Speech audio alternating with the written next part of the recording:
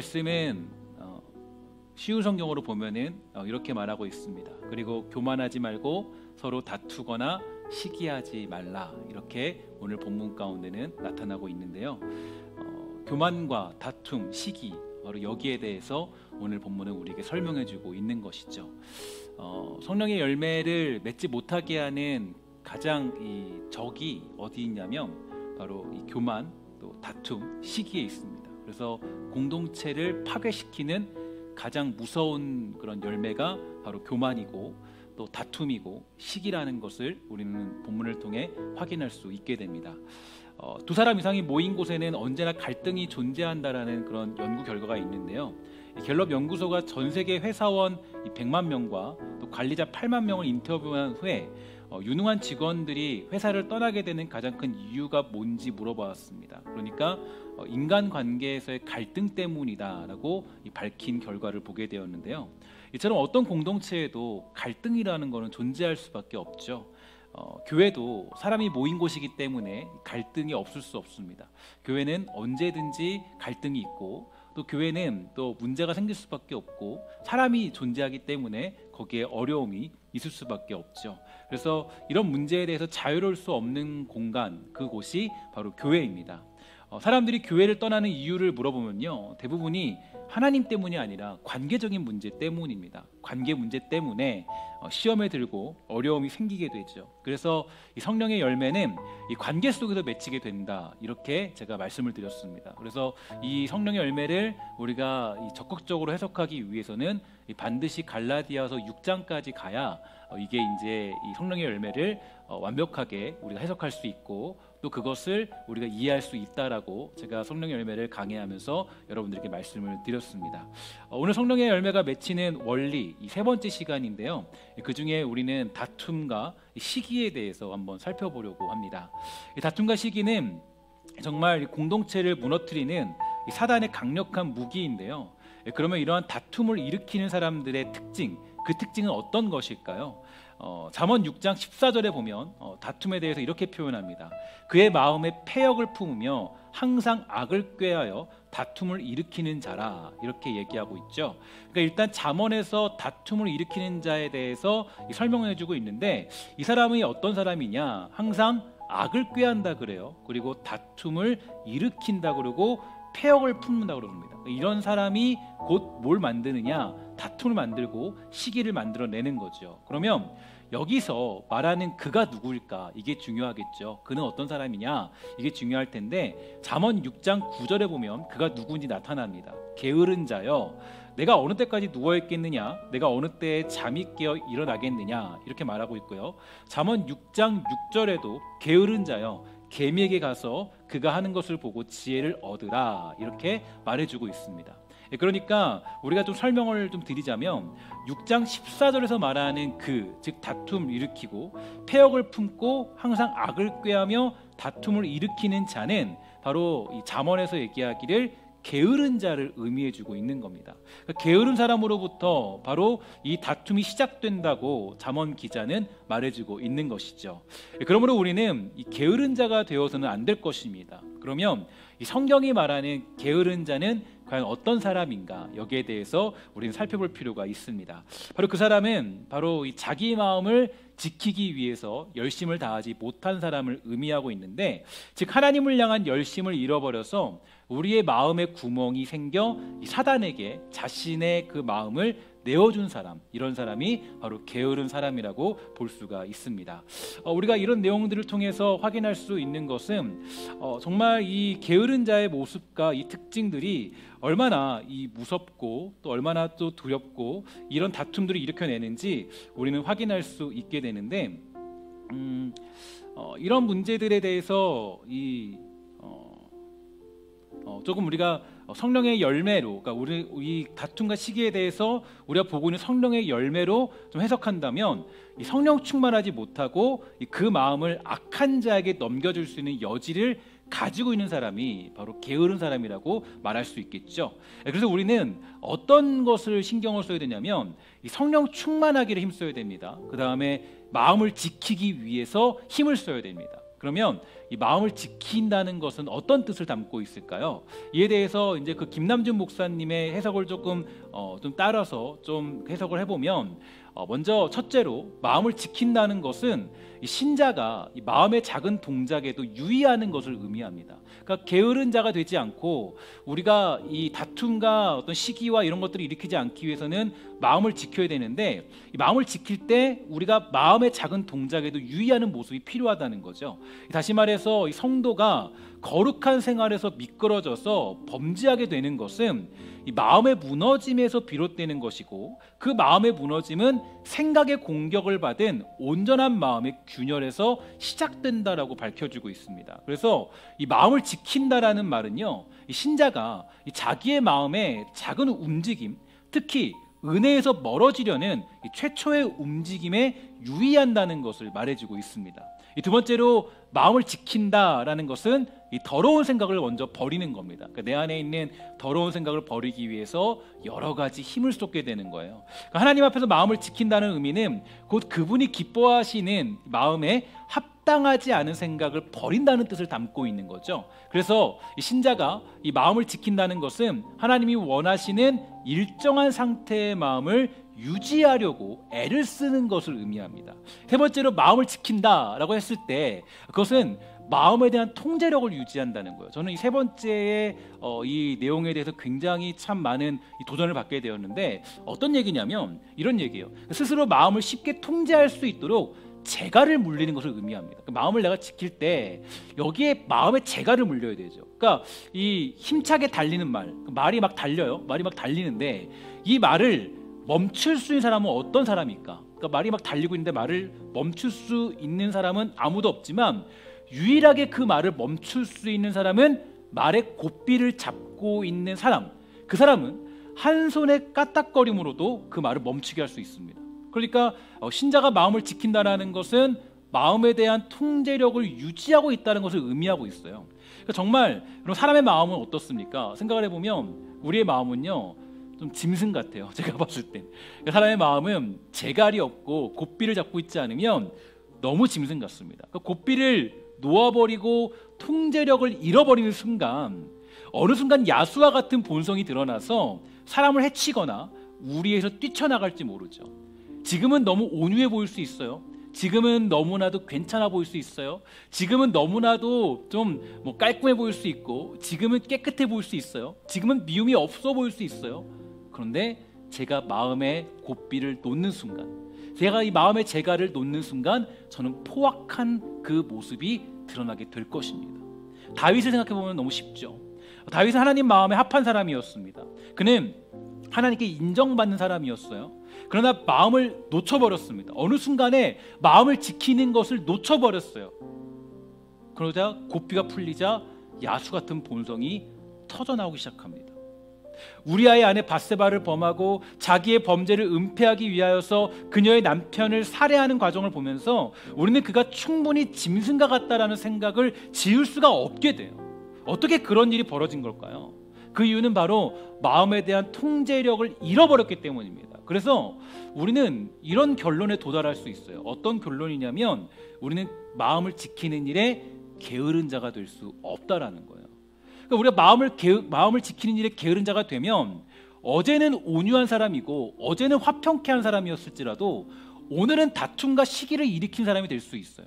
어제는 내가 이 자리에서 또 교회 공동체에서 사랑을 베푸는 사람이었어도 우리가 어떠한 순간으로 인해서 어떤 허물어짐으로 인하여서 우리가 마음을 지키지 못하기 시작하면 그때부터는 내가 다툼의 화신이 되고 질투의 화신이 될 수 있어요. 그게 우리들의 모습이라는 거죠. 그래서 우리는 언제나 마음을 지키기 힘써야 됩니다. 제가 그래서 이 말씀을 연구하면서 성령의 충만에 대해 연구하면서 또 성령의 열매에 대해 연구하면서 그냥 단순히 성령의 열매는 성령께서 단순히 우리에게 맺혀주거나 그냥 우리가 기도하면 맺혀지거나 이런 것이 아니라 우리가 정말 이 마음을 지키기 위해서 힘쓰고 또 우리가 정말 성령의 열매를 맺기 위해서 이 성령의 사랑의 열매, 온유의 열매, 오래 참음의 열매, 어떤 인내의 열매, 이 모든 것들을 맺히기 위해서 우리가 정말 힘써야 되는 그런 중에 성령이 맺히게 하는 것이라는 것을 깨닫게 되었습니다. 그래서 우리는 어제는 어떤 뭐 그런 온유한 사람이었어도 마음의 고삐를 놓쳐버리면 어느 순간 다툼과 시기, 질투의 화신이 될 수 있어요. 그래서 제가 이제 여러분들에게 또 우리들에게 조금 생각을 해봐야 될 것이 있습니다. 어떤 사람이 갑자기 다툼과 시기의 사람이 되었다면 우리는 그 사람에게 손가락질할 수는 없어요. 왜냐하면 사실 그 마음이 좀 허물어진 거거든요. 원래 그런 사람은 아니거든요. 우리는 그런 생각들도 해볼 필요가 있습니다. 이것을 제가 한번 영적 전쟁에 대해서 설교할 때 설명을 드렸죠. 뭐라고 그랬습니까? 아마 그런 사람들은 사단에게 그 영적인 그 화살을 맞은 사람일 거다. 그래서 우리가 사실 그들을 보호해주고 또 이해해주고 받아주는 모습이 필요하다라고 설명드린 적이 있습니다. 그러면 우리는 마음을 지키기 위해서 게으른 자가 되지 않고 성실하게 마음을 지키며 파수하는 자가 되기 위해서 우리는 어떤 방법을 가지고 성실히 살아야 되겠습니까? 너무 단순한 얘기지만 오늘은 제가 단순한 얘기 3가지를 여러분들에게 전달해 드리도록 하겠습니다. 첫 번째로, 무엇보다 말씀은 우리가 하나님의 마음을 지키도록 하는 가장 강력한 도구가 됩니다. 성경은 우리로 하여금 하나님이 누구신지, 예수님이 누구신지를 알게 하죠.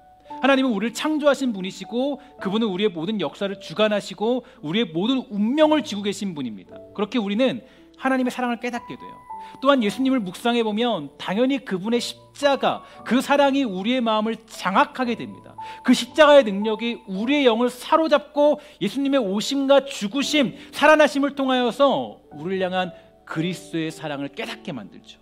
나아가 우리와 지금도, 어제도, 오늘도, 내일도, 앞으로도 영원히 함께 하시겠다는 성령님의 역사, 그 놀라운 비밀을 깨닫게 되면 나와 같은 존재를 버리지 않으시고 늘 함께 하겠다는 그 사랑의 동행을 알게 됩니다.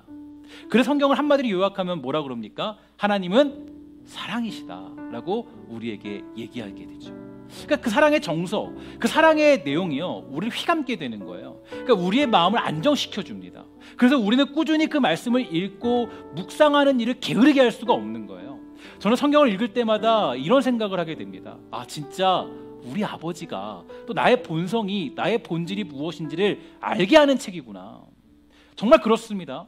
짐승처럼 살아가던 내가 내 아버지가 늑대가 아니구나라는 것을 깨닫게 만드는 책이 성경책이에요. 성경은 야, 너의 본질이 뭔지 아니? 너의 아버지가 누군지 알아? 너의 아버지는 사랑의 하나님이야. 너는 다툼과 시기를 일으키는 그런 악한 육체의 종이 아니라 너는 바로 이 사랑으로 모든 것을 창조하신 하나님 아버지의 그 자녀라는 것을 성경을 통해서 우리는 깨달을 수 있게 돼요. 성경을 읽고 묵상하지 않으면 자꾸 내가 늑대라고 생각하는 거예요. 자꾸 내가 뭔가를 깨트린 사람을 생각하는 거예요. 자꾸 질투하고 시기하게 되는 거예요. 그러니까 하나님의 말씀을 매일같이 묵상하지 않는 사람들의 특징은 어떻게 됩니까? 질투와 시기 속에 빠질 수밖에 없는 거예요. 그래서 우리는 성경을 읽고 묵상함으로 원래부터 우리에게 주신 그 동역함과 함께함, 질투가 아닌 함께하는 그 하나님의 정서를 깨닫고 배우게 되고 우리의 마음과 영에 채워넣을 수 있게 되는 겁니다. 이사야 11장 6절부터 8절 말씀이에요. 그때 이리가 어린 양과 함께 살며 표범이 어린 염소와 함께 누우며 송아지와 어린 사자와 살진 짐승이 함께 있어 어린 아이에게 끌리며 암소와 곰이 함께 먹으며 그것들의 새끼가 함께 엎드리며 사자가 소처럼 풀을 먹을 것이며 젖 먹는 아이가 독사의 구멍에서 장난하며 젖된 어린 아이가 독사의 굴에 손을 넣을 것이라. 저는 이게 하나님의 정서라고 생각해요. 하나님의 정서예요. 하나님의 나라의 정서예요. 우리를 이렇게 세우신 거예요. 우리가 이런 나라에 거하도록 우리를 지으신 거예요. 독사굴에 손을 넣어도 우리가 괜찮을 정도로, 어린 양과 사자가 함께 뒹굴어도 괜찮은 그러한 나라, 그게 하나님의 정서예요. 하나님의 말씀을 읽는 사람들은 이렇게 살아가는 거예요. 사자를 만나도요, 그 사자처럼 대하지 않아요. 사자와 함께 뒹굴며 살아가는 그 정서를 주의 말씀을 통해서 깨닫게 되는 겁니다. 그래서 하나님 말씀을 매일같이 묵상한 사람들은 하나님 말씀을 매일같이 묵상하고 기억하고 깨닫고 또 그것을 내 마음속에 좌로나 우로나 치우치지 않도록 이 말씀을 마음에 새기는 사람들의 특징은 다툼과 시기로 살아가지 않죠. 어떻게 살아갑니까? 사랑으로 살아가요. 받아들임, 이해함, 넉넉함. 그래서 여러분, 우리가 내 안에 다툼과 시기가 많다면, 지금 내 안에 다툼과 시기가 막 살아나고 있다면, 지금 내가 주의 말씀을 깊이 묵상하고 있는 사람인가에 대해서 점검해 보셔야 돼요. 그 말씀을 묵상한 사람인지. 여러분의 큐티책은 지금 깨끗한 상태입니까? 아니면 아주 빽빽하게 여러분들의 마음을 털어놓은 상태입니까? 점검해 볼 필요가 있어요. 아까 우리 기도할 때도 말씀하셨지만 골수를 쪼개는 그 내용들, 하나님 말씀을 대하면요, 내 죄악들이 하나씩 드러나면서 하나님의 사랑의 정서들이 나를 휘감아요. 그 말씀들이 우리를 다툼과 시기에서 벗어나게 하고, 그 말씀이 우리를 새롭게 만드는 거예요. 그래서 말씀을 묵상하는 자들이 게으른 자에서 벗어나고 성실한 그 마음을 파수하는 자로서 성령의 열매를 맺게 되는 놀라운 원리를 가지게 되는 겁니다. 야고보서 3장 17절, 오직 위로부터 난 지혜는 첫째 성결하고, 다음에 화평하고, 관용하고, 양순하고, 긍휼과 선한 열매가 가득하고, 편견과 거짓이 없나니 화평하게 하는 자들은 화평으로 심어 의의 열매를 거둡니다. 너무 멋진 말 아니겠습니까? 왜 내 안에 화평이 없을까요? 왜 내 안에 다툼이 있을까요? 왜 내 안에 시기가 있을까요? 왜 우리 안에 어떤 시기가 장악하고 있을까요? 그 이유는 위로부터 난 지혜를 갈망하고 있지 않기 때문이에요. 위로부터 난 지혜가 내 안에 없기 때문이에요. 거기에 내가 게을러졌기 때문이에요. 세상의 지혜, 땅의 지혜를 구하면, 육체의 열매는 뭐예요? 육체의 열매는 우리가 갈라디아서 5장에 보면은 아주 무섭습니다. 뭐라 그럽니까? 우상 숭배, 주술, 원수 맺는 것, 분쟁, 시기, 분냄, 당짓는 것, 분열함, 이단, 이런 것들이 육체의 열매예요. 이건 아래로부터 나오는 지혜거든요. 위로부터 난 지혜는 그렇지 않아요. 뭐라 그랬어요? 화평, 관용, 양순, 긍휼, 선한 열매, 편견과 거짓이 없고, 화평하게 하는 자들은 화평으로 심어 의의 열매를 거둡니다. 여러분들 또 저 화평케 하는 사람입니까? 내가 정말 말씀을 사는 사람이라면 우리는 화평케 하는 그 자리에 있게 되는 것입니다. 베드로전서 3장 11절, 악에서 떠나 선을 행하고 화평을 구하며 그것을 따르라. 우리가 이 일에 게으르지 않고 성실하게 우리의 마음을 지키며 이 화평케 하는 일에 잘 감당할 수 있게 되기를 주의 이름으로 간절히 축원합니다. 원래 주님께서 우리를 지으실 때, 우리를 만드실 때 우리가 받은 직분은요, 화평케 하는 직분이에요. 여러분, 아담과 하와가 그 에덴동산 살 때 거기에는 싸움이 없었습니다. 전쟁이 없었어요. 거기에는 다툼이 없고 시기가 없었어요. 어린 양과 사자가 함께 뛰노는 세상이었습니다. 하지만 하나님의 말씀을 떠나게 되자 어떤 일이 벌어졌습니까? 가장 먼저 벌어진 일이 뭐예요? 다툼과 시기예요. 이게 바로 여러분 너무 중요한 메시지죠. 에덴 동산에 쫓겨난 가장 먼저 벌어진 사건이 바로 가인과 아벨이라는 사건이었죠. 그들이 예배를 받으셨느냐 안 받으셨느냐, 사실 이건 별로 중요하지 않습니다. 이 문제가 중요한 게 아니에요. 거기 창세기에서 말해주고 있는 가장 중요한 맥락은 예배를 받았냐 안 받았냐가 아니라 하나님을 떠난 백성들이 어떠한 모양으로 전락해버렸는지, 주의 말씀을 떠난 백성들이 결국 다툼과 시기 속에서 살아가는 모습들, 완전히 망해버린 민족들의 모습을 볼 수 있잖아요. 그들이 전쟁을 일으키고 막 무기를 만들고 하는 모습들이 막 그 족속들 가운데 나타나고 있잖아요. 그래서 그 싸움이 벌어지는 거예요. 막 다툼과 시기가 하나님 말씀을 구하지 않으니까. 여러분, 이게 주의 말씀을 떠난 인류의 모습입니다. 그래서 우리는요, 주의 말씀을 떠나지 않기 위해서 안간힘을 써야 돼요. 여러분, 저희가 사실 새벽마다 말씀을 전하고 늘 매번 음성 말씀도 요즘엔 올리고 있습니다. 사실 되게 그것도 손이 많이 가는 일이에요. 우리 사역자들이 올라갔다 왔다가 한 3번씩 해요. 3번씩 새벽 기도 때도. 왜냐하면 껐다가 켰다가 올렸다 말았다 다 해야 되거든요. 되게 힘든 일이에요. 근데 여러분들이 그렇게 해야 되는 이유는 어디 있냐면, 어떻게 해야 여러분의 말씀을 들으라는 거예요. 그래야 여러분의 마음을 지킬 수 있으니까. 축복하는 것은 주의 말씀을 듣기 위해서 여러분들의 시간을 확보하고 또 그 열심과 성실로 주의 말씀을 듣기에 사모하는, 그래서 마음을 지킬 줄 아는 우리 모두 되기를 주의 이름으로 간절히 부탁을 드리겠습니다. 두 번째로 마음을 지키기 위해서 너무나도 쉬운 또 진리가 하나 있죠. 바로 기도하기에 힘써야 됩니다. 이건 뭐 부인할 수 없는 일이에요. 기도에 대한 유익은 말로 다 할 수 없습니다. 하지만 무엇보다 오늘 제가 강조하고 싶은 기도의 유익이 있어요. 그 유익은 뭐냐면 하나님 앞에 서는 두려움입니다. 우리 한번 따라해 볼까요? 하나님 앞에 서는 두려움. 하나님 앞에 서는 두려움. 이게 정말 저는 너무 큰 유익이라고 생각해요. 그러니까 기도는 여러분 뭡니까? 하나님과 1대1로 만나는 겁니다. 기도는요, 하나님과 내가 마주하는 거예요. 그러니까 내가 기도를 하게 되면 느끼는 게 있어요. 어떤 거면은 기도라는 것, 주님과 만난다는 건 친숙함을 의미하기도 해요. 친숙함을 의미하기도 하지만 반면에 주님을 만나는 건 두려움입니다. 두려움이에요. 기도하는 사람은요, 하나님을 만나는 것이 너무나 좋기도 하지만 하나님을 만나는 게 두렵기도 해요. 왜냐? 내 안에 죄가 있기 때문에, 악함이 있기 때문에. 기도를 통하여 우리는 하나님과 1대1로 서는 것, 코람데오의 하나님, 그것이 얼마나 두려운 일입니까? 이사야 6장 1절부터 5절 말씀이에요. 얼마나 두려운 일인지 보세요. 우시야 왕이 죽던 해 내가 본즉 주께서 높이 들린 보좌에 앉으셨는데 그의 옷자락은 성전에 가득하였고 스랍들이 모시고 섰는데 각기 6날개가 있어 그 둘로는 자기의 얼굴을 가리었고 그 둘로는 자기의 발을 가리었고 그 둘로는 날며 서로 불러 이르되 거룩하다 거룩하다 거룩하다 만군의 여호와여 그의 영광이 온 땅에 충만하도다 하더라. 이같이 화답하는 자의 소리로 말미암아 문지방의 터가 요동하며 성전의 연기가 충만한지라. 그때 내가 말하되 화로다 나여 망하게 되었도다. 나는 입술이 부정한 사람이요 나는 입술이 부정한 백성 중에 거주하면서 만군의 여호와이신 왕을 배웠음이로다 하였더라. 아멘. 이 본문을 보면서 이런 마음이 들었어요. 야, 기도라는 건 정말 두려운 일이구나. 너무나도 두려운 일이구나. 우리가 하나님께 간절히 구하는 것도 너무 중요하지만 기도라는 건 너무 두려운 일이구나. 이 선지자가 환상을 보게 된 것은 갑자기 아무런 일도 하지 않았는데 보게 된 것은 아닐 겁니다.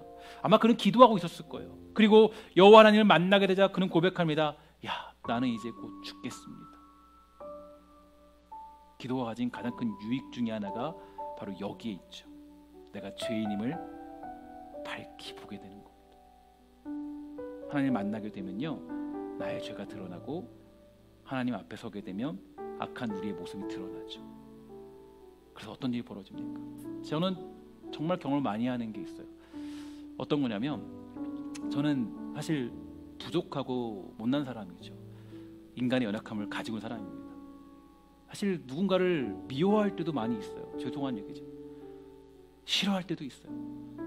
때로는 누군가를 저주하고 싶을 때도 있죠. 그게 저의 어떤 연약함이에요. 하나님 앞에 나와요. 기도해요. 하나님, 저 원수를 좀 멸해 주시면 안 되겠습니까? 제발 저 원수를 조금 저를 어떻게 힘들게 만들 수 있어요? 저를 괴롭게 만들 수 있어요? 아, 정말 저는 이해가 가지 않아요. 정말 어떻게 이럴 수 있어요? 어떻게 하나님 할 수 없습니까? 저 그래 주의 종인데 하나님 제가 기도하면 좀 천벌 좀 주시고 그러면 안 될까요? 그럴 수 있잖아요. 저도 그럴 수 있잖아요. 근데 너무 놀라운 게 있어요. 하나님이 이상하게도 그런 순간에 저의 마음을 돌이키십니다.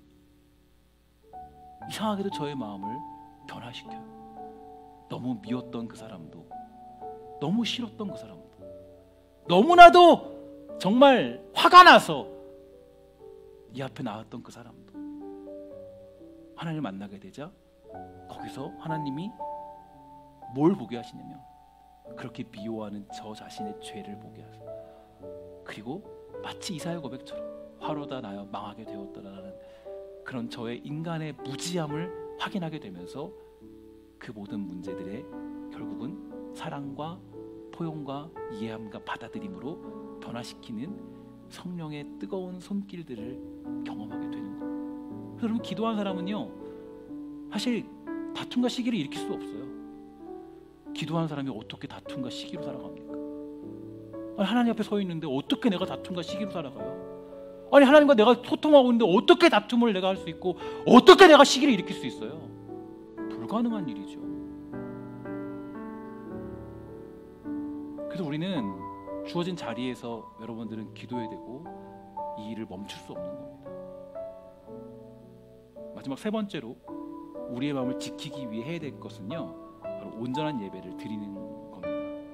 온전한 예배. 이것도 우리가 너무 잘하면 진리인데, 제가 오늘 설교를 준비하면서 이 쉬운 얘기를 여러분들에게 나눠야 될까? 말씀과 기도와 예배. 근데 사실 이게 우리의 마음을 지키는 가장 큰 성실함이더라고요. 이것보다 중요한 성실함이 없더라고요. 온전한 예배가 우리의 마음을 지킬 수 있는 이유가 있었습니다. 제가 연구를 해보고 말씀을 묵상해 보니까 그 이유는 어디 있냐면, 예배 중에 하나님의 은혜가 우리에게 임하게 되기 때문입니다. 예배 중에. 예배는 일단 제가 지난주에도 말씀드렸지만 하나님 앞에 엎드리는 행위이고 하나님 앞에 낮아지는 최고의 고백이에요. 또한 예배를 통하여서 우리는 오직 하나님의 은혜가 없이는 살아갈 수 없다는 것을 공식적으로 고백하며 하나님 저에게 은혜를 주시고 성령의 역사를 주세요라고 기도하고 은혜를 구하는 유일한 자리입니다. 김홍정 목사님은요, 예배란 무엇인가라는 주제를 강설하신 후에 다음과 같이 기도하셨는데, 그 기도의 내용에 이런 내용이 담겨 있어요. 참 은혜가 있어서 함께 나눕니다. 저희들이 스스로를 돌아보게 하시고 주님을 적당하게 어느 정도만큼만 알고 나머지는 자기가 자기의 생활을 경영하는 반고충이의 생활을 하지 않게 하시며 주님을 오직 경배할 뿐일 뿐 아니라 주님만을 섬겨할 뿐일 줄 알고 주님을 온전히 믿고 전체적으로 의지하고 살아갈 뿐인 것을 바로 깨달아 알게 하옵소서. 이렇게 기도하셨어요. 그러니까 예배라는 건 오직 하나님의 은혜만을 구하는 자리입니다. 주님, 내가 죄인임을 고백합니다. 하나님의 은혜 없이는 살아갈 수 없어요. 주님의 은혜가 나를 살립니다. 주님만이 우리의 구주 되십니다라는 고백으로 서 있는 자리가 바로 예배의 자리입니다. 그러므로 예배는 하나님의 은혜가 우리를 휘감아서 바로 우리를 다툼과 시기에서 멀어지게 만드는 가장 강력한 도구입니다. 이처럼 말씀과 기도, 예배로 무장되어서 게으르지 않은 사람들은요, 질투와 시기, 다툼에서 멀어지게 되죠. 정말 그렇습니다. 공동체를 무너뜨린 사람들의 특징은 말씀 생활과 기도 생활이 없고 예배 생활이 없을 때가 많이 있어요. 말씀을 봐야 할 시간에 때로는 질투와 시기의 마음들이 찾아올 때가 있죠. 여러분, 그래서 우리는 이것을 정말 철저히 우리의 마음을 지키기 위한 도구로 삼아야 되는 것입니다. 일단 여러분, 한 가지 중요하게 짚고 넘어가야 될 것은, 마음이라는 건요, 우리의 힘으로는 지킬 수 없습니다. 오직 주의 말씀과 기도와 또한 하나님을 향한 온전한 예배로 말미암아, 그 은혜로 말미암아 그 마음을 지킬 수 있게 되는 것입니다. 그럼 축복하는 것은 사랑하는 신성교회가 정말 마음을 지키는 여러분들로 말미암아 하나님의 놀라운 은혜로 말미암아 다툼과 시기가 사라지고 성령의 열매들이 가득 맺히는 복된 공동체 되기를 주의 이름으로 간절히 축원합니다. 마지막으로 잠언 4장 23절은요 이렇게 말합니다. 우리 함께 다 같이 읽도록 하겠습니다. 시작. 모든 지킬 만한 것 중에 더욱 내 마음을 지키라. 생명의 근원이 이에서 남이니라. 아멘. 여기서 이 내 마음을 지키라는 것은 많은 영어 성경에서는 이 부지런함으로 지켜라 이렇게 번역했습니다. 그런데 히브리어 성경 원문은요, 힘써라고 번역할 만한 단어가 없어요. 그래서 이 지키라는 단어, 이 단어는요, 이 단어 자체에 이미 이런 강한 의미가 포함되어 있다고 합니다. 그러니까 이 지킬 만한 것이라는 단어, 이것은 이 히브리어 단어로 샤마르에서 온 것이고, 또 지키라는 동사는 이 나차르에서 온 것입니다. 그러니까 이게 이 전자가 망을 보다, 파수하다, 준수하다 이런 의미를 한다면, 후자는 공격적으로 지키다라는 것을 의미하죠. 그러니까 마치 이 적군으로부터 공격을 받는 성을 이 군인들이 이 성벽 위에서 파수하듯이 지키는 것을 의미해주고 있습니다.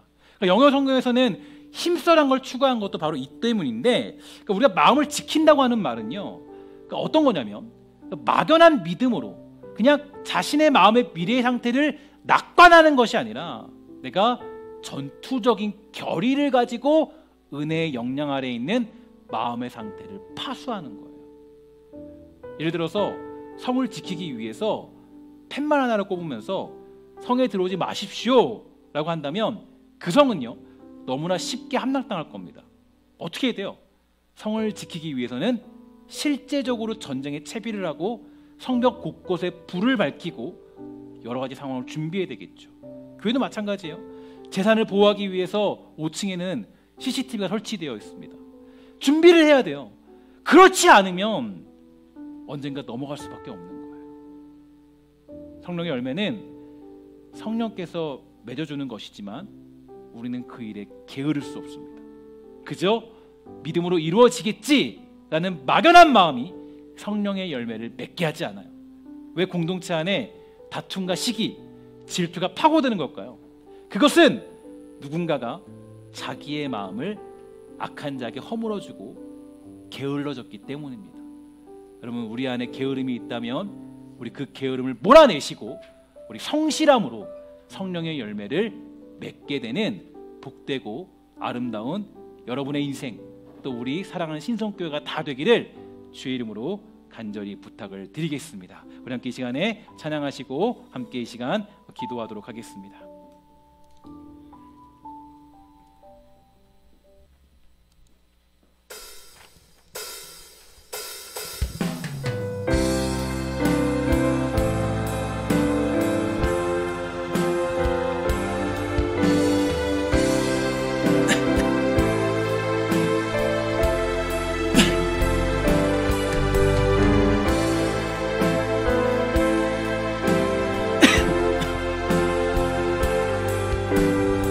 내 구주 예수님, 주 같은 분은 없네. 내 구주 예수님, 주 같은 분은 없네. 내 평생에 찬양하리 놀라운 주의 사랑. 위로자 되시며 피난처 되신 주님, 위로자 되시며 피난처 되신 주님, 나의 영혼 정만 다해 주를 경배하니.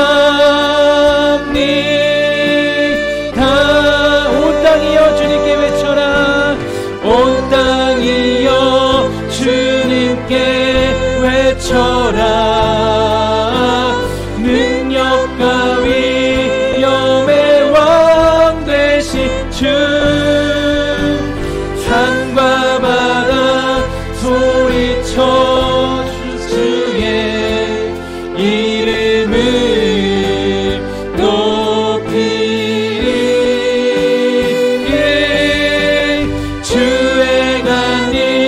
기뻐 노래하며 영원히 주님을 사랑하리라. 신실하신 주의 약속 나받았네. 내 구주 예수님, 주 같은 분은 없네. 내 구주 예수님, 주 같은 분은 없네. 내 평생에 찬양하리 놀라운 주의 사랑을. 위로자 되시며 피난처 되신 주님, 위로자 되시며 피난처 되신 주님, 나의 영혼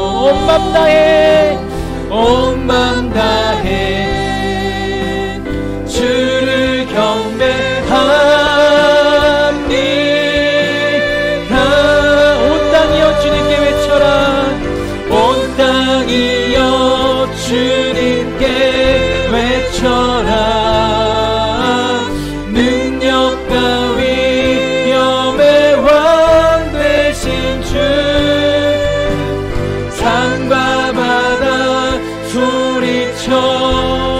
주의 이름을 높이리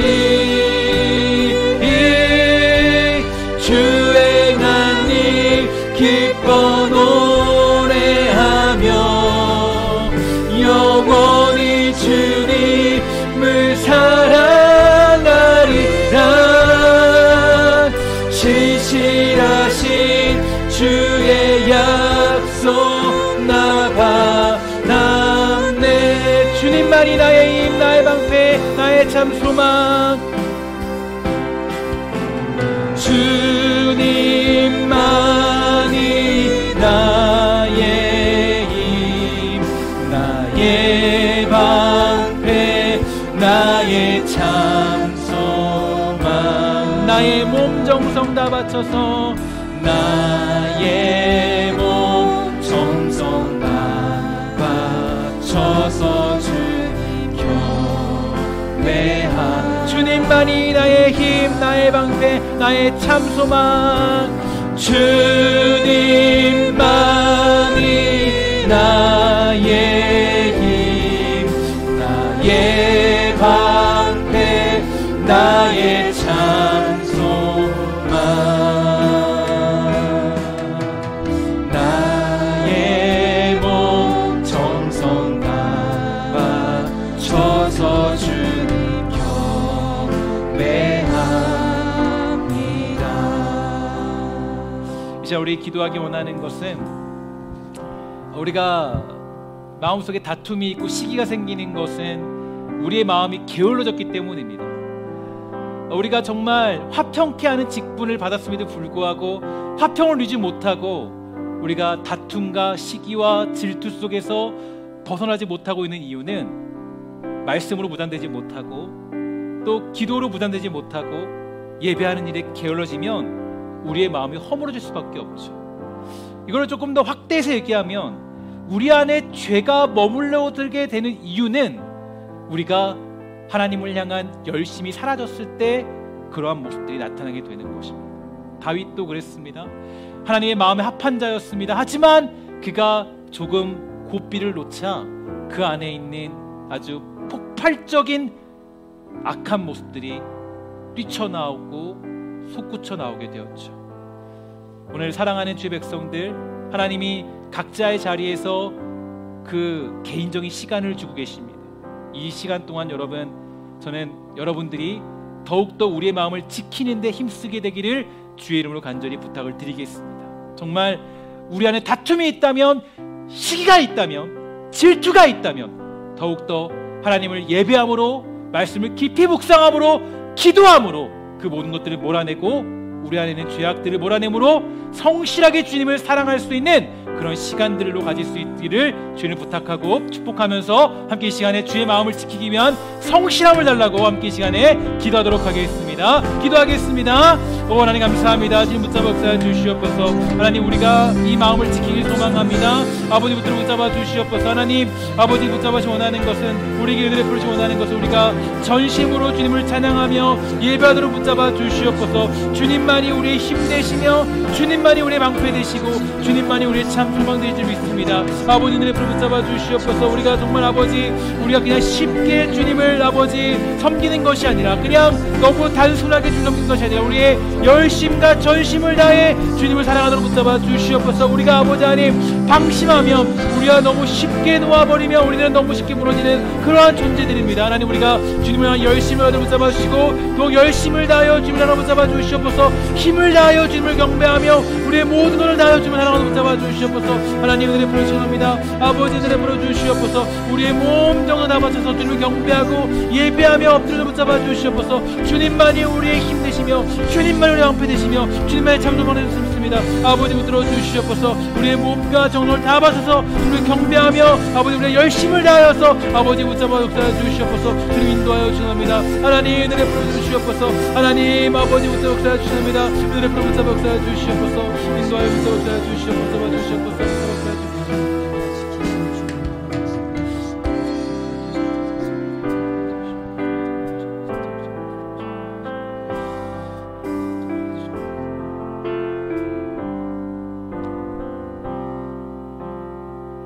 하나님, 우리가 정말 하나님을 안일하게 섬기지 않도록 허락하여 주시고, 우리가 쉽게 신앙생활 하려고 하지 않도록 붙잡아 주시고, 우리의 몸과 정성을 다 바쳐서 우리의 마음을 힘써 지키며 성령의 열매를 맺도록 하기 위해 우리의 삶을 드릴 수 있도록 주님 허락하여 주시옵소서. 지금은 혹여라도 방황하며 혹여라도 쉽게 무너질 수 있는 그런 상황들입니다. 하나님, 우리 성도들을 지켜주셔서 그들 안에 있는 다툼과 시기와 질투의 모습들을 내려놓도록 허락하여 주시고, 혹시라도 우리가 주님을 향한 열심이 사라져서, 혹시라도 우리가 마음을 지키기 위한 그런 열심의 마음들이 사라져서 하나님, 우리 마음속에 죄악들이 파고들고 있다면 그 모든 것들을 몰아내고 정말 주님을 깊이 사랑하며 마음을 힘써 지키며 살아갈 줄 아는 복된 성도가 될 수 있도록 우리를 지켜주시고 주님 축복하여 주시옵소서. 각자의 자리에서 예물을 드린 백성들마다 축복하여 주시며 우리의 신앙을 지키기 위해 애쓰는 백성들마다 하나님, 그들에게 복 주시고 능력 주시고 하나님의 놀라운 성령의 힘과 능력을 베풀어 주시옵소서. 기이한 도우심을 풀어주시고 12일주를 드린 백성들마다, 또 주정을 드리고 또 여러 예물들을 드린 백성들마다 함께하여 주시며 주의 능력이 그의 가정 가운데 임할 수 있도록 주님 허락하여 주시옵소서. 모든 말씀 예수님의 이름으로 간절히 기도합니다. 아멘.